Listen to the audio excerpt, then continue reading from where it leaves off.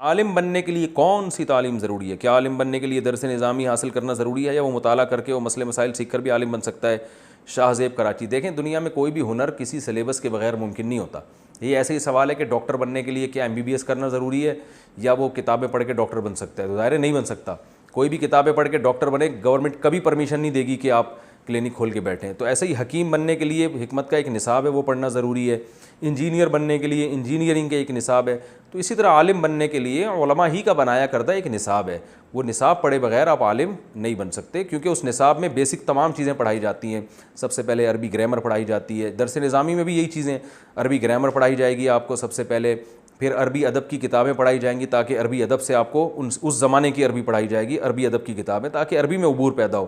پھر آپ کو جو ہے تفسیر پڑھائی جائے گی، جو معتبر تفسیر کی کتابیں، تاکہ آپ اخپل طریقے سے خود سے آپ مفسر قرآن نہ بنیں کہ پوری امت سے ہٹ کے قرآن کی کوئی نئی تحقیق نہ مارکیٹ میں لے آئیں آپ۔ تو جو تفسیر ہیں، پھر تفسیر کے اصول پڑھائے جاتے ہیں، پھر حدیث پڑھائی جاتی ہے، حدیث کے اصول پڑھائے جاتے ہیں، پھر قرآن و حدیث سے جو فقہاء نے مسائل نکالے ہیں، وہ مسائل ان اصولوں کی روشنی میں پڑھائے جاتے ہیں کہ مسائل نکالنے کے اصول کون سے، جن کو اصول فقہ کہا جاتا ہے، وہ اصول فقہ پڑھائے جاتے ہیں۔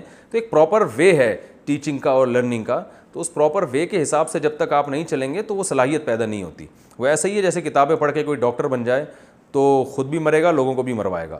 تو ایسا ہی اخپل طریقے سے کتابیں پڑھ کے کوئی عالم نہیں بن سکتا، یہ ذہن میں رکھیں۔